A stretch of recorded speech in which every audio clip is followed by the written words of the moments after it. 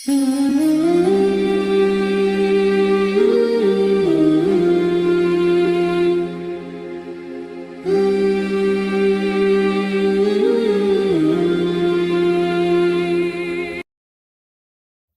ma'asyiral muslimin yang dimuliakan Allah Subhanahu wa taala, para santri ikhwan yang dimuliakan Allah Azza wa Jalla, alhamdulillah malam ini kita bisa melanjutkan kembali kajian kita, masih membahas qasasul Quran, kisah-kisah di dalam Al-Quranul Karim. Dan kita akan membahas di malam hari ini tentang qissatu Ya'juj wa Ma'juj.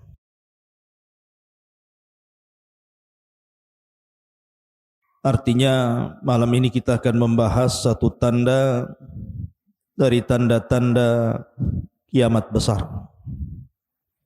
Siapa Ya'juj dan Ma'juj itu? Kemudian kapan keluarnya? Kemudian kalau keluar apa yang akan dilakukannya? Kemudian bagaimana cara menghadapinya dan juga bagaimana wafatnya? Ini yang kita akan bahas 1 jam ke depan. Di dalam surah Al-Kahfi dicantumkan di dalam ayat yang ke-92 dan seterusnya. Allah Subhanahu wa taala berfirman, hatta idza balagas baina saddaini wajada min dunihi qauman la yakaduna yafqahuna qaula. Ketika Dzulqarnain sampai di antara 2 gunung, didapatinya di belakang kedua gunung itu ada sebuah kaum yang hampir-hampir Dzulqarnain tidak mampu memahami bahasa mereka. Jadi Raja Dzulqarnain ini satu di antara 4 raja yang menguasai dunia, yang 2 mukmin dan 2 kafir. Adapun yang mukmin yang paling luas kekuasaannya siapa? Nabi Allah Sulaiman. Itu yang paling luas kekuasaannya. Karena kekuasaan Sulaiman bukan bagi bangsa manusia saja, bangsa jin pun dikuasai dia. Baru orang nomor 2 ya Dzulqarnain. Itulah raja yang mukmin, yang beriman kepada Allah, yang sebagian besar dunia dikuasainya. Baru setelah itu yang 2 kafir, Namrud dan Bukhtun Nasr. Lah Dzulqarnain ini menurut riwayat Abdullah ibn Abbas radhiyallahu anhuma keliling dunia sampai menghabiskan waktu 500 tahun lamanya. Sampai suatu ketika Dzulqarnain ini mengarah ke sebuah arah, maka dia kemudian sampai di antara 2 gunung. Lah di balik 2 gunung itu ada sebuah kaum. Masalahnya kaum itu tidak bisa diajak bicara. Kalaupun mereka bisa diajak bicara, Dzulqarnain tidak paham maksudnya. Karena Dzulqarnain baru sampai di tempat itu. Tetapi bagaimanapun Allah Subhanahu wa taala berikan kemampuan kepada Dzulqarnain itu, summa atba'a sababa. Jadi Dzulqarnain itu diberikan oleh Allah kemampuan untuk memahami apa yang menjadi sulit bagi dia menjadi mudah. Akhirnya diriwayatkan Dzulqarnain mempersiapkan 10 penerjemah. Yang satu penerjemah ke penerjemah yang lainnya itu beda bahasa. Jadi kaum yang tidak bisa dipahami bahasanya ini kemudian bicara kepada penerjemah pertama dengan bahasa lain. Penerjemah pertama, kedua menggunakan bahasa lain lagi. Penerjemah kedua, ketiga menggunakan bahasa lain lagi. Sampai 10 bahasa. Untuk menerjemahkan keinginan kaum di balik 2 gunung itu. Setelah 10 bahasa, Dzulqarnain baru paham. Oh, maksudnya apa? Apa maksudnya keinginan mereka? Itu digambarkan dalam Al-Quran. Qalu, mereka mengatakan, Ya Dzulqarnaini, inna Ya'juj wa Ma'juj mufsiduna fil ardi, fahal naj'alu laka kharjan ala an taj'al bainana wa bainahum sadda. Mereka mengatakan, Ya Dzulqarnain, sesungguhnya ada sebuah kaum namanya Ya'juj dan juga Ma'juj. Mereka adalah makhluk perusak di bumi. Maka bolehkah kami membayarmu, memberikan imbalan agar engkau membuatkan antara kami dan mereka sebuah benteng yang sangat besar, biar mereka tidak datang lagi kemari. Kemudian Dzulqarnain mengatakan, Qala ma makkani fihi rabbi khairun fa'inuni biquwatin aj'al bainakum wa bainahum radmah. Maka Dzulqarnain berkata, apa yang telah Allah anugerahkan kepadaku jauh lebih baik dibandingkan imbalan kalian. Akan tetapi bantulah aku dengan kekuatan agar aku dapat membuatkan untuk kalian sebuah benteng yang bisa menghalangi kalian dengan mereka. Lihat bagaimana Dzulqarnain membuat benteng di sini. Allah katakan, Atuni zubural hadid, datangkan kepadaku potongan-potongan besi. Hatta idza sawa bainas sadafaini, hingga ketika potongan-potongan besi itu telah terpasang sama rata dengan puncak gunung itu. Jadi besi itu ditancap-tancapkan seperti pagar begitu, sampai tingginya sama dengan gunung itu. Kemudian kata Dzulqarnain, qala khfuhu hatta idza ja'alahu naran qala atuni ufrig alaihi qatran famastata'u an yadharu wa mastata'u lahu naqbah. Maka Dzulqarnain berkata, tiupkanlah hingga ketika besi itu sudah menjadi merah karena terbakar api.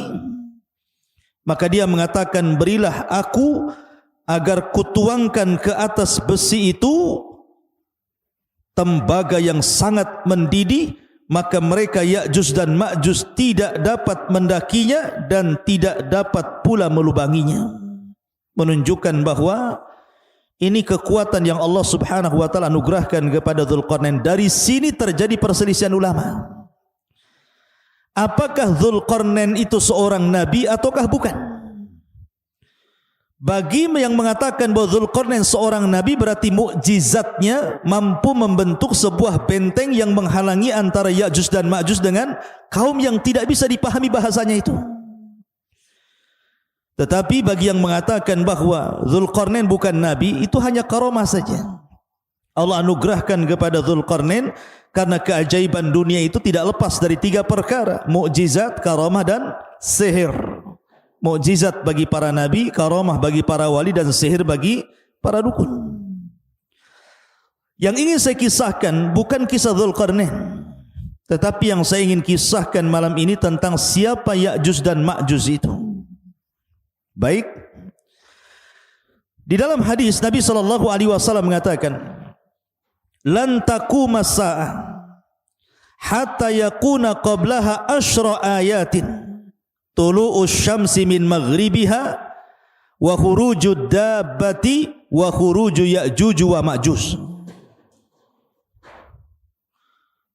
Dalam sebuah hadis yang dikeluarkan Abi Dawud, Nabi SAW bersabda, tidak mungkin tegak hari kiamat sampai kalian mendapati 10 tanda dari tanda-tanda besar hari kiamat. Dalam hadis ini disebutkan sebagiannya. Pertama, munculnya matahari dari arah barat.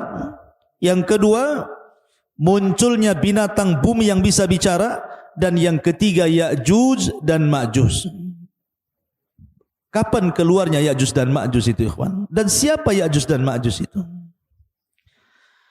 Ada yang mengatakan bahwa Ya'juj dan Ma'juj itu satu bapak dengan kita.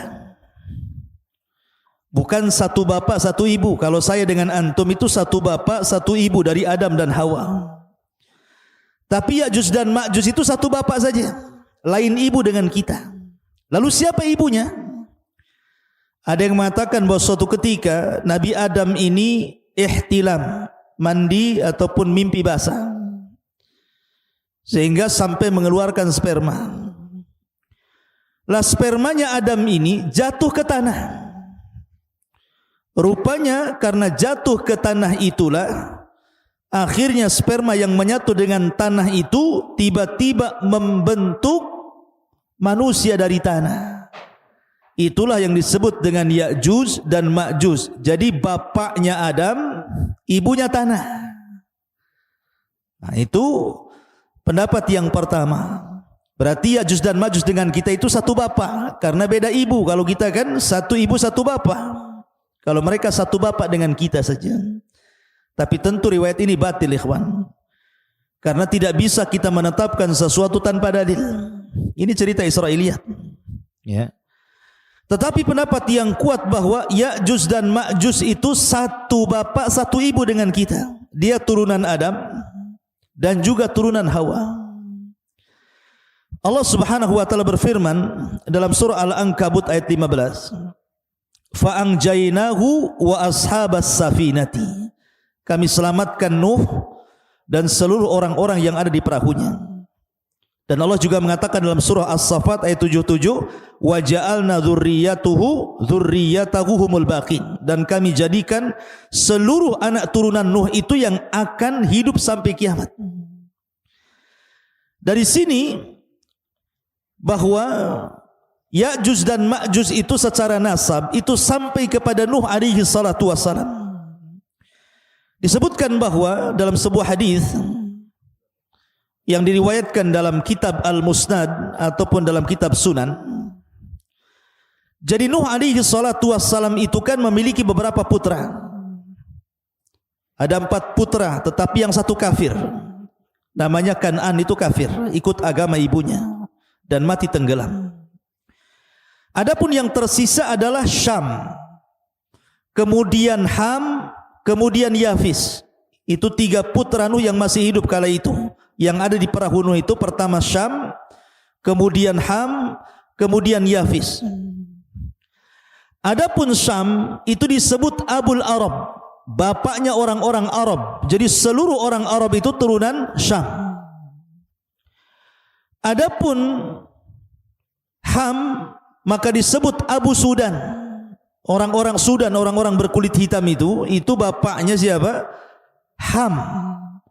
Adapun Yafis itu Abu Turk, bapaknya orang-orang Turku, bukan Turki, bukan. Turk itu adalah sebuah bangsa yang kemudian terdiri daripada beberapa bangsa-bangsa, dan itu diisyaratkan ke bangsa Asia kayak kita ini, itu turunan Yafis namanya. Jadi Turk itu banyak kabilah-kabilah.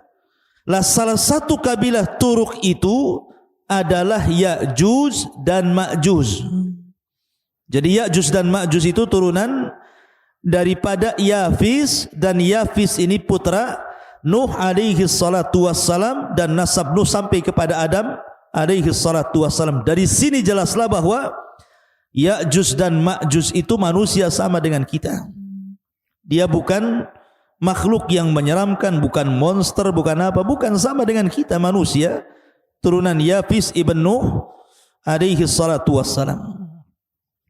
Ma'asyiral muslimin yang dimuliakan Allah Subhanahu wa taala. Bicara tentang Ya'juj dan Ma'juj tentu juga tidak lepas daripada bicara tentang Dzulqarnain tadi ya. Karena bagaimanapun yang memenjarakan Ya'juj dan Ma'juj itu Dzulqarnain. Sedikit saya akan jelaskan secara singkat tentang Dzulqarnain biar antum paham. Dzulqarnain ini, ikhwan, adalah seorang raja yang menguasai dunia.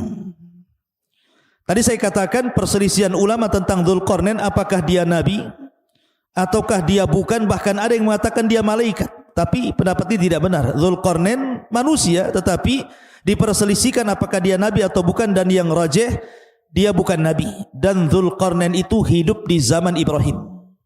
Ingat, Dzulqarnain hidup di zaman Nabi Ibrahim alaihi salatu wassalam. Bahkan dikatakan oleh Ibnu Utsaimin rahimahullahu taala bahwa Dzulqarnain pernah tawaf bersama Ibrahim, dan dialah yang menjadikan Dzulqarnain itu masuk Islam.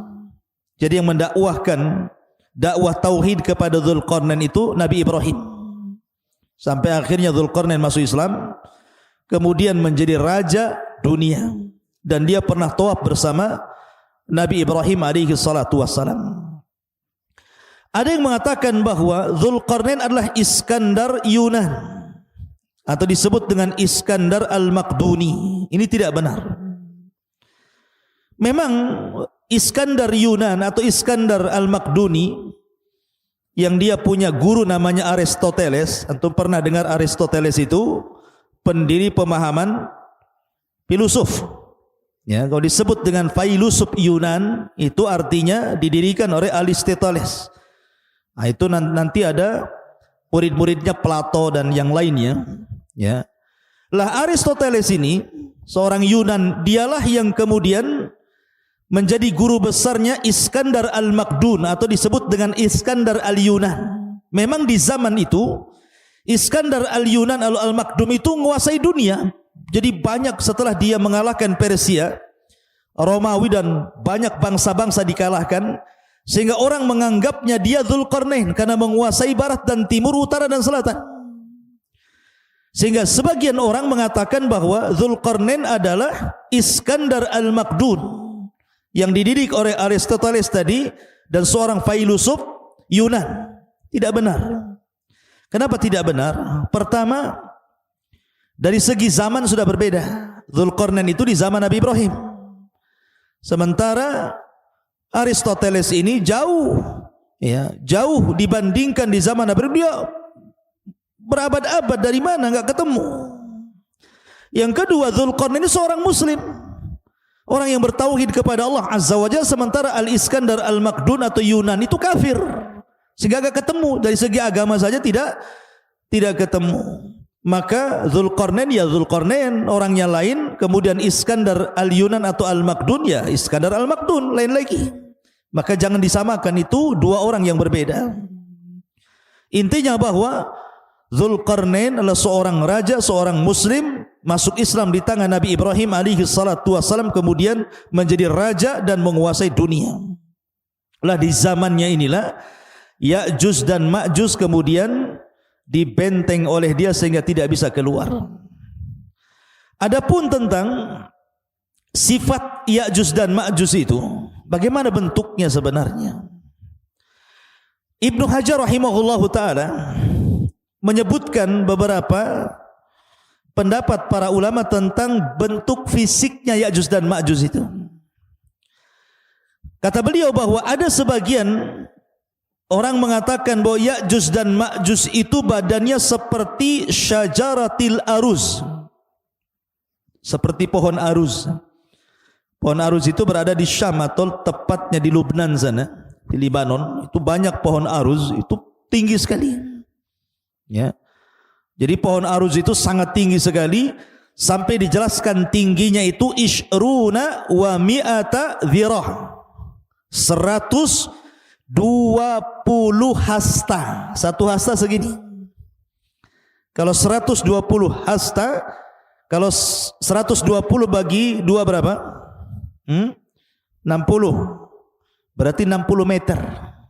Karena satu hasta itu setengah meter. Berarti tingginya Ya'juj dan Ma'juj itu 60 meter. Masjid ini saja baru 10 meter. Berarti 6 kali tingginya masjid ini. Berarti tinggi sekali Ya'juj dan Ma'juj itu. Raksasa kan begitu ya. Ini satu pendapat. Jadi Ya'juj dan Ma'juj itu setinggi itu karena dimisalkan dengan pohon aruz yang ada di Syam, di Lubnan sana. Ya. Ini satu pendapat. Pendapat yang kedua bahwa Ya'juj dan Ma'juj itu simfun arba'atu adru fi arba'ati adru. Satu dhira, satu hasta. Jadi dia tingginya 4 hasta, lebarnya 4 hasta. Nah, jadi kotak itu jadinya. Ya. Jadi bentuk Ya'juj dan Ma'juj itu 2 meter tingginya, kemudian panjangnya juga 2 meter, lebarnya 2 meter, tingginya 2 meter. Jadi kayak kardus jadinya. Ya. Jadi itu ada juga yang mengatakan Ya'juj dan Ma'juj itu seperti itu.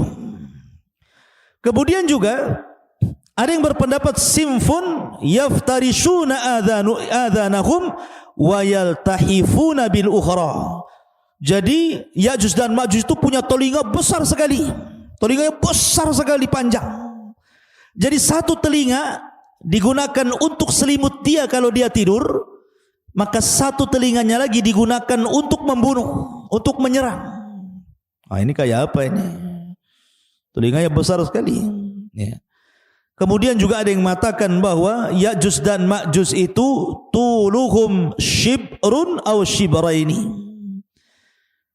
wa atwaluhum salasata ashbar. Paling tinggi 3 jengkal segini. Nah, seginilah, segini. Ada juga yang 2 jengkal, ada juga 1 jengkal segini. Tingginya itu. Berarti manusia kerdil. Tapi sekali lagi ini hanya pendapat. Tidak didasari dalil-dalil sama sekali, ini hanya dinukilkan dari kisah Israiliyat. Jadi Al-Hafidh Ibnu Hajar menukilkan pendapat tentang bentuk Ya'juj dan Ma'juj ini adalah semuanya riwayat dhaifah. Tidak ada yang sahih. Lalu yang sahih seperti apa? Yang sahih diriwayatkan dalam sebuah hadis dari Ibnu Harmalah, dari bibinya yang diriwayatkan oleh Imam Ahmad dalam musnadnya. Ini bentuk fisik asli yang sahih ini. Disebutkan dalam sebuah hadis, khataba Rasul sallallahu alaihi wasallam wa huwa asibu isba'ahu min ladghati aqrabin. Rasul sallallahu alaihi wasallam berkhutbah dalam keadaan jarinya tersengat kalajengking. Kemudian beliau mengatakan, innakum taquluna la aduwa wa innakum la tazaluna tuqatiluna aduwan hatta ya'tiya Ya'juj wa Ma'juj iradul wujuh sigharul uyun syuhbus syi'af min kulli hadhabin yansilun ka'anna wujuhahum al-mujanal mutraqatu. Kata Nabi SAW, kalian mengatakan tidak ada musuh lagi, padahal sesungguhnya kalian akan terus memerangi musuh sampai datangnya sebuah kaum yang namanya Ya'juj dan Ma'juj. Siapa mereka? Mereka adalah lebar mukanya, kecil matanya alias sipit, warna putih di rambut atasnya. Mereka mengalir dari tempat-tempat yang tinggi, seakan-akan wajah mereka persis seperti perisai perang.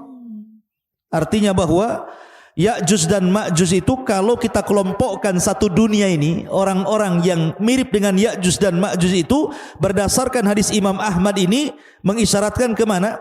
Ke bangsa Cina. Ke bangsa Cina kan? Kita ini orang-orang Asia itu kan matanya sipit, bulat, pendek gitu ya. Orang-orang kayak orang-orang Mongol gitu ya. Ya, jadi Ya'juj dan Ma'juj itu disyaratkan kepada bangsa-bangsa Cina. Tapi bukan berarti kemudian Ya'juj dan Ma'juj itu Cina, tidak ada. Bukan, orang Cina bukan Ya'juj dan Ma'juj. Maksudnya fisiknya persis seperti mereka. Seperti orang Cina. Kalau Noval ini tidak seperti orang Cina, orang Bangla ini. Ya. Jadi Ya'juj dan Ma'juj itu seperti orang Cina, maksudnya fisiknya, tapi bukan berarti Cina itu Ya'juj Ma'juj, tidak. Karena ada yang berpendapat bahwa Ya'juj Ma'juj itu Cina, bukan. Kemudian benteng yang dibangun Dzulqarnain itu tembok Cina. Ya, enggak nyambung, ikhwan.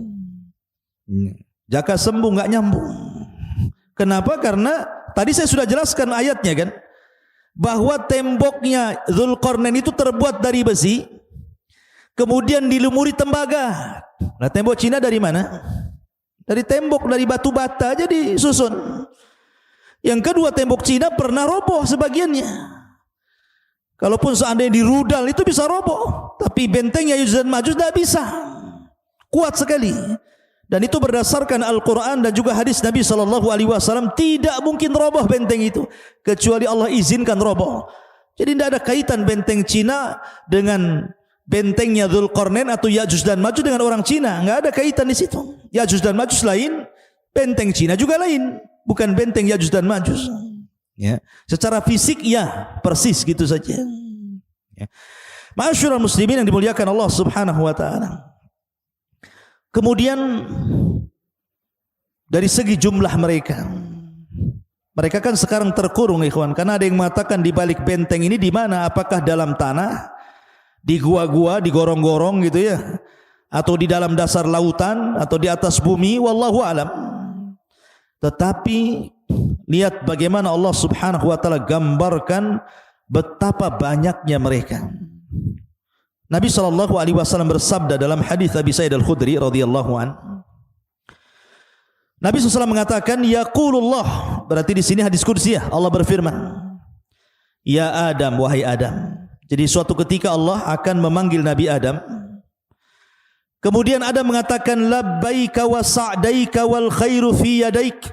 Kata Adam, labbaik, ku sambut panggilanmu ya Rabb dengan senang hati dan kebaikan semua di tanganmu ya Rabb.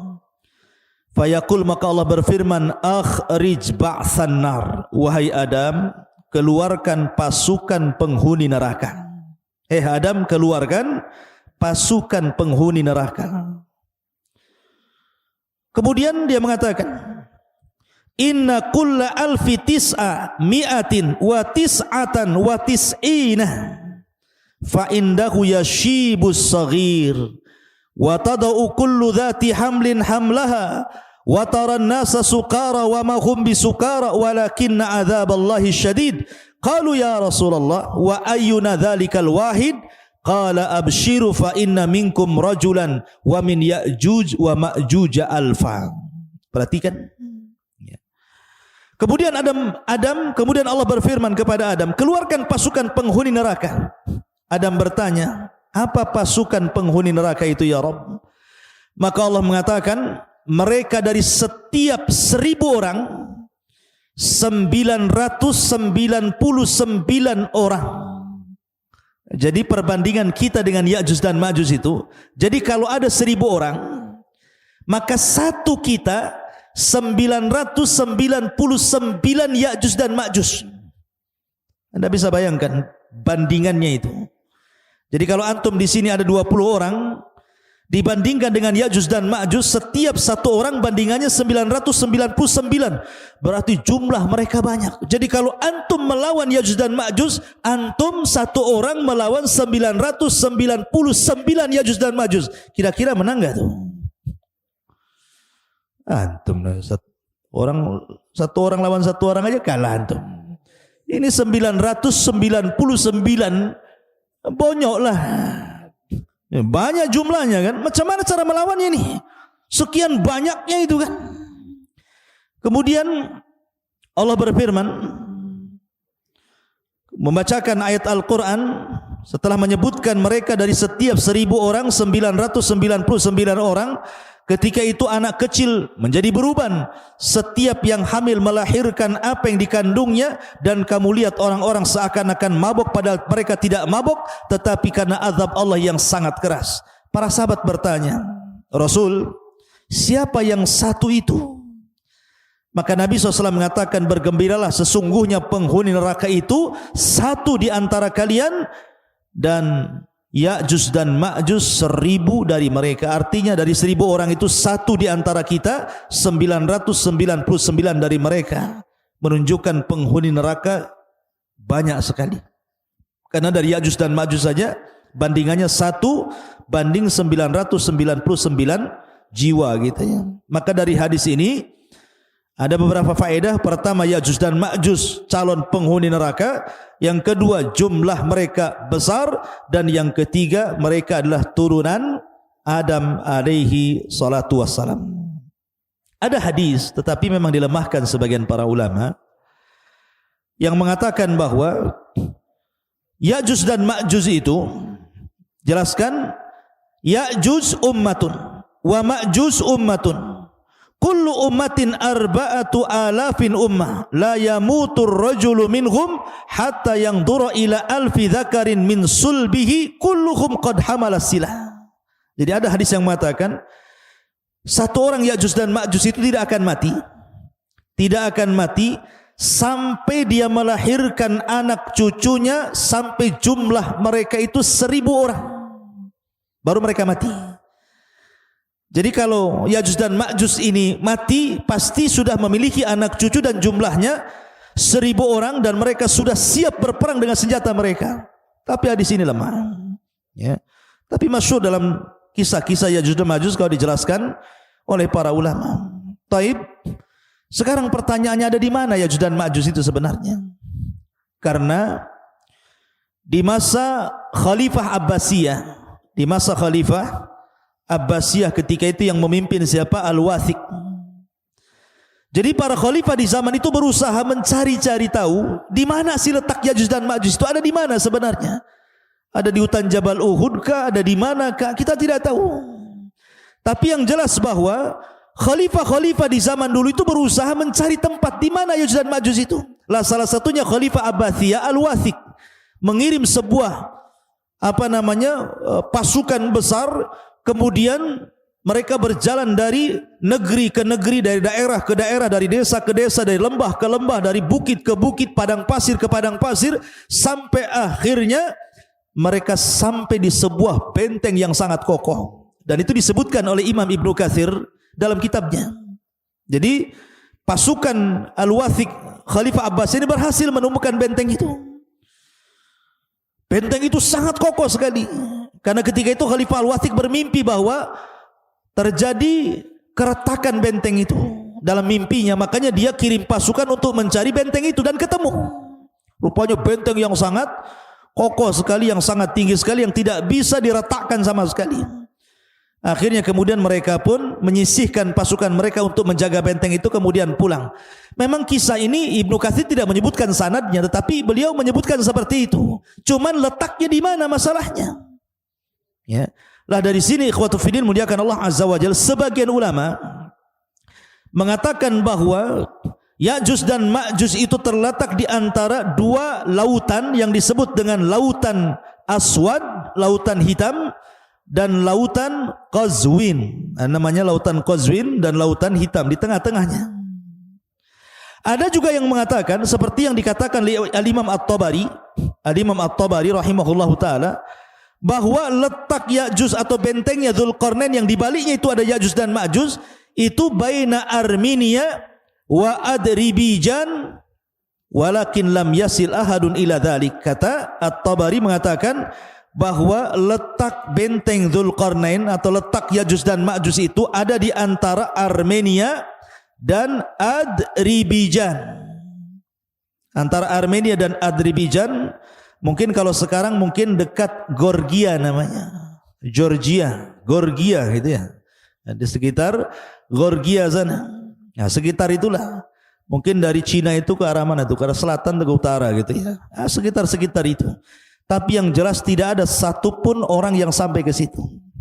Adapun kisah Ibnu Katsir tentang delegasi Khalifah Abbasiyah Al-Wathiq ini wallahu alam, karena tidak bersanad masalahnya. Tapi yang jelas kita yakini bahwa Ya'juj dan Ma'juj itu ada di balik benteng Dzulqarnain. Kapan keluarnya? Wallahu alam, karena itu tanda dari tanda-tanda kiamat besar. Sekarang bagaimana keluarnya?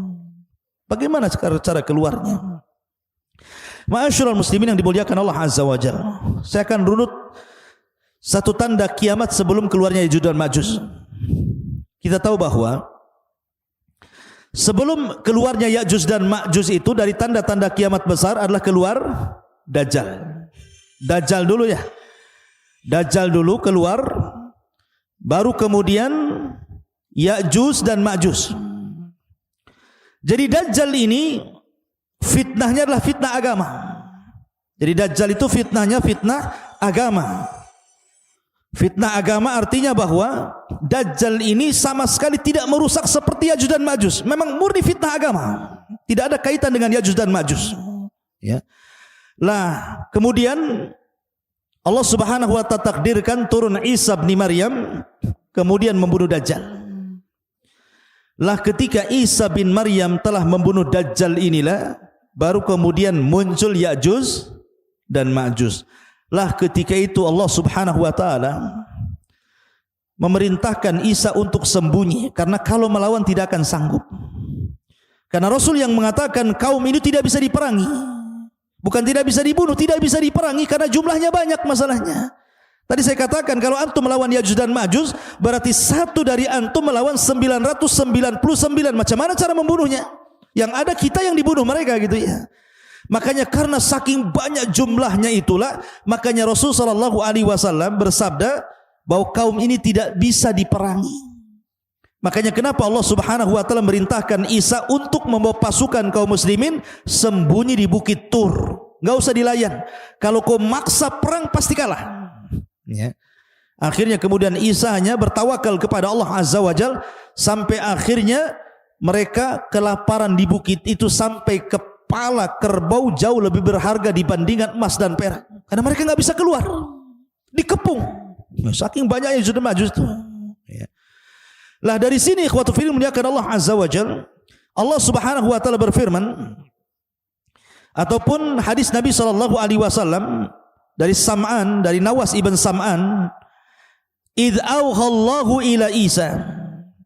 Allah Subhanahu wa taala mewahyukan kepada Isa bin Maryam, "Inni qad akhrajtu ibadan li la yadani li ahadin bi qitalihim faharriz ibadi ila tur." Sesungguhnya aku mengeluarkan hamba-hambaku yang tidak ada kemampuan bagi seorang pun untuk memeranginya. Biarkanlah mereka hamba-hambaku menuju Tur. Jangan dilayan Ya'juj dan Ma'juj itu. Wa yab'atsullahu Ya'juj wa Ma'juj wa hum min kulli hadabin yansirun. Maka Allah Subhanahu wa taala mengeluarkan Ya'juj dan Ma'juj, mereka mengalir dari setiap ketinggian seperti bah api saking banyaknya. Fayamurru wa awailuhum ala buhairatit tabariyah fayashrabun ma fiha wa yamurru akhiruhum fayaquluna laqad kana bihadhihi marratan ma. Kemudian mereka melewati danau Tabariyah. Jadi satu kloter Ya'juj dan Ma'juj yang baru keluar dari benteng itu sampai di danau Tabariyah. Lah benteng Ya'juj dan Ma'juj itu kan sudah retak tuh. Rasulullah sallallahu alaihi wasallam di zamannya saja ada bolongan seperti ini bentengnya. Jadi musuh itu bisa ngeker tuh dari dalam tuh. Jadi apa yang di luar dikeker gitu ya. Tapi tidak bisa keluar.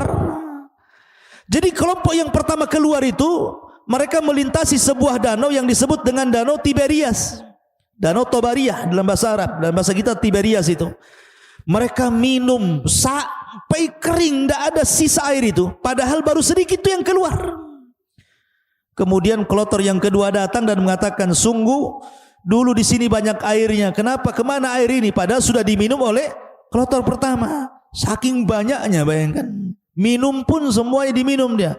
Lewat danau diminum dia, lewat got diminum dia, semua diminum dia. Karena mereka enggak pernah melihat air seperti itu kan. Mereka terbenteng dalam benteng. Kemudian qalu, aduh, Bang Karim ini ganggu saja nih. Qalu, mereka mengatakan, ya dzal qarnaini inna Ya'juj wa Ma'juj mufsiduna fil ardi fahal naj'alu laka kharajan ala an taj'al bainana wa bainahum sadda. Kemudian Dzulqarnain mengatakan, sesungguhnya Ya'juj dan Ma'juj mereka perusak di permukaan bumi. Jadi ikhwan, ketika Ya'juj dan Ma'juj keluar itu, Ya'juj dan Ma'juj itu fitnahnya berbeda dengan Dajjal. Kalau Dajjal itu kan fitnah agama. Kamu kalau ikut saya senangkan. Tapi kalau tidak ikut saya bunuh kau. Bahasanya seperti itu. Ataupun mungkin fitnah yang lain.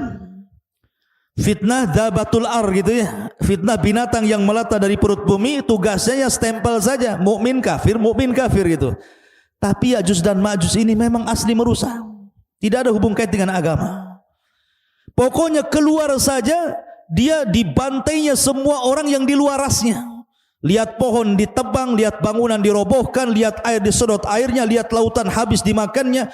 Pokoknya semua yang ada di depannya dihancurkan dan tidak dibangun lagi. Jadi tugasnya yang merusak saja. Semua dirusak, hutan dirusak, bangunan dirusak, orang dibantai. Bahkan ada yang mengatakan bahwa kalau dia membunuh di luar rasnya, bukan hanya dibunuh, dimakan bangkainya. Jadi mereka itu kanibal, memakan. Bahkan sesama mereka pun mereka memakan. Bagi Ya'juj dan Ma'juj meninggal, salah satu di antara mereka dimakan jasadnya. Sampai seperti itu gitu ya kerusakannya. Jadi ngeri gitu ya. Ya'juj dan Ma'juj itu, makanya wajar kalau seandainya tidak ada satupun ras di luar Ya'juj dan Ma'juj, kecuali mereka akan dibantai, dibunuh, dimakan. Kecuali yang sembunyi, mereka selamat. Kalau enggak sembunyi, mereka tidak selamat. Makanya kemudian Ya'juj dan Ma'juj ini, mereka akan terus menyerang di luar rasnya, akan keliling dunia, akan membantai ke desa-desa, ke kota-kota, ke daerah-daerah, ke kutub-kutub. Mereka akan meluas di mana-mana. Sampai ketika mereka sudah puas, karena merasa sudah tidak ada lagi yang diserang, sombong mereka. Kesombongan itulah sampai kemudian mereka mengatakan, qatalna man fil ardi sanaqtuluhu man fis sama, katanya. Kami sudah membantai orang-orang yang di bumi, sekarang yang di langit ku bantai juga, katanya. Lihat, dia mau membantai orang-orang yang di langit, malaikat. Bumi ini kecil, ikhwan, dibandingkan dengan langit, kata Nabi SAW, seperti kita punya cincin dilempar ke padang pasir. Bumi itu cincinnya, padang pasir itu langitnya. Apalagi panah tombak kecil-kecil lagi kan gitu. Ya, kemudian dilemparkan ke bumi, macam mana coba? Cincin dilempar ke padang pasir. Lah, bumi ini cincinnya, langit di padang pasirnya. Kemudian mereka melempar tombak, melempar tanah ke langit, panah-panah ke langit. Kemudian mereka ditipu oleh Allah. Wa yakiduna kaida. Tiba-tiba Allah sedot itu panah sama tombak itu sampai keluar jalur awan, sampai gak kelihatan. Ya. Kemudian setelah tombak dan panah mereka itu menembus awan-awan, tiba-tiba kemudian dibalikan lagi sama Allah. Dan Allah Subhanahu wa ta'ala kemudian lumuri di ujung-ujungnya itu darah-darah. Seolah-olah mereka sudah membunuh orang-orang yang ada di langit. Padahal tidak ada satu makhluk yang terkena tembakan itu. Allah hendak menipu daya mereka sehingga mereka makin sombong. Sekarang mana lagi? Di langit sudah kami bunuh, di bumi sudah kami bunuh. Mana lagi katanya? Sombongnya mereka. Dari itulah maka akhirnya Allah Subhanahu wa ta'ala al-jaza'u min jinsil amal. Mulai Allah membalas perbuatan mereka. Ma'asyiral muslimin yang dimuliakan Allah Subhanahu wa ta'ala. Lah Ya'juj dan Ma'juj ini sebenarnya mereka susah keluar sebenarnya. Setiap hari itu mereka sampai hari ini mereka hendak keluar, melobangi. Jadi kalau sudah lubang, kemudian matahari mulai terbit, maka matahari mulai terbenam, maka mereka kemudian pulang lagi. Begitu setiap hari. Ya. Ketika mereka datang lagi, rupanya lubang yang kemarin sudah tertutup lagi. Sampai akhirnya di akhir zaman, kata Nabi SAW, pimpinan mereka Ya'juj dan Ma'juj mengatakan kepada anak buahnya, ghadan nahfiru insyaallah. Besok, katanya Ya'juj dan Ma'juj, pemimpinnya mengatakan, kita akan gali lagi lubang ini insya Allah. Setelah diilhamkan pemimpinnya mengucapkan insya Allah, maka tiba-tiba lubang itu tidak kembali lagi. Tetap lubang, akhirnya digali sampai mereka bisa menembus di luar benteng. Dari situ Allah mengatakan min kulli hadabin yansilun. Keluar semua dari lubang itu. Kemudian membantai, membunuh di luar rasnya. Ma'asyiral muslimin yang dimuliakan Allah Azza wa Jalla. Lalu bagaimana akhir perjalanan Ya'juj dan Ma'juj itu? Jadi ketika Ya'juj dan Ma'juj itu sudah membantai semua di luar rasnya, manusia-manusia di luar rasnya, kecuali yang selamat ya, tadi Isa dan para pengikutnya yang ada di Bukit Tur, dan orang-orang yang sembunyi entah di mana, entah berantah, yang penting mereka selamat. Maka Isa melihat kerusakan itu kemudian berdoa kepada Allah agar Allah menghancurkan mereka. Dari sini Allah Subhanahu wa ta'ala kemudian mengutus apa? Naghaf. Apa naghaf? Naghaf itu semacam ulat. Lihat bagaimana kalau Allah menghancurkan sebuah kaum, tidak perlu ngirim buaya, apalagi buaya darat. Ya. Jadi cukup dikirim ulat saja, tidak perlu mengirim harimau, cukup ulat. Jadi ketika Ya'juj dan Ma'juj itu sedang tertidur, semuanya tertidur, istirahat. Tiba-tiba Allah kirim ulat banyak sekali, di mana-mana ada ulat. Rupanya ulat itu berjalan ke belakang sampai di tengkuknya. Tiba-tiba Allah Subhanahu wa taala jadikan ujung mulut ulat itu menembus tengkuk Ya'juj dan Ma'juj, masuk dari belakang. Kemudian merusak isi badannya. Subhanallah, seperti listrik kalau antum cabut gardunya itu. Apa yang terjadi? Bukan satu yang mati, satu batam mati. Kalau gardunya dicabut, satu batam mati. Artinya ketika satu Ya'juj dan Ma'juj mati, semua mati. Bukan ini dulu mati, besok ini, minggu depan ini, enggak. Ya. Jadi satu mati, mati semua. Subhanallah, coba bayangkan. Bagaimana Allah Subhanahu wa taala bisa mewafatkan Ya'juj dan Ma'juj dalam satu waktu? Tidak harus menunggu hari ini, besok, bulan, dah. Satu mati semua. Subhanallah. Dan bangkainya Ya'juj dan Ma'juj setiap satu bengkal ada, satu jengkal ada, satu jengkal, karena jumlah mereka banyak. Sehingga Isa bin Maryam kebingungan ketika melihat jusas bangkai-bangkai Ya'juj dan Ma'juj yang berserakan di sana sini. Maka kemudian Isa pun berdoa kembali untuk Allah membersihkan mereka. Dikirimlah burung-burung unta, burung-burung besar seperti unta. Kemudian diangkatlah jasadnya. Dalam riwayat Musnad Imam Ahmad, dilempar ke lautan entah berantah laut mana. Yang jelas bukan laut Batam sini, yang jelas laut mana. Sampai bersih bumi. Yang namanya bangkai dibuang tetap masih ada sisanya. Maka Isa berdoa lagi agar betul-betul Allah Subhanahu wa taala membersihkan bumi. Maka Allah kirimkan hujan sampai hujan ini membuat banjir, sehingga sisa-sisa Ya'juj dan Ma'juj masuk ke sungai-sungai, masuk ke solokan, masuk ke laut-lautan. Akhirnya betul-betul bersih bumi. Allah kembalikan bumi seperti di zaman Adam. Pohonnya besar-besar sampai pohon delima, satu buah, satu kampung bisa masuk ke cangkangnya. Bisa bayangkan? Pohonnya besar, satu buah delima, itu kalau dibelah, satu kampung bisa masuk ke cangkangnya itu. Sambil makan di dalam. Kalau delima sekarang segede gini, sudah kecut lagi kecil gini. Jadi nanti di akhir zaman itu delima itu ruman itu besar sekali. Ya, bisa puluhan masuk di situ.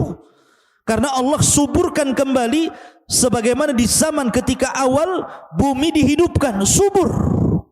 Dari sini akhirnya Isa bin Maryam mulai membawa pasukan Imam Mahdi yang sudah meninggal, memimpin dunia, mematahkan salib, kemudian membunuh babi, kemudian menegakkan keadilan. Bagi yang tidak mau ikut syariat Islam maka akan dibantai, bagi yang ikut maka selamat.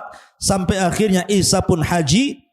Setelah haji kemudian Isa bin Maryam meninggal dunia. Hanya 7 tahun setelah itu Isa bin Maryam meninggal dunia. Nah, itu diantara kisah Ya'juj dan Ma'juj yang disebutkan dalam surah Al-Kahfi. Wallahu a'lam. Mudah-mudahan ada manfaatnya sebagai pengetahuan. Subhanakallahumma bihamdika asyhadu an la ilaha illa anta astaghfiruka wa atubu ilaik. Allahu ta'ala. Assalamualaikum warahmatullahi wabarakatuh.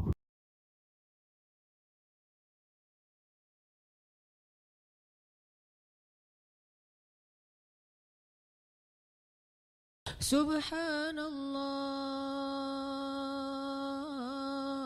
walhamdulillah wa la ilaha illallah wallahu akbar. Subhanallah.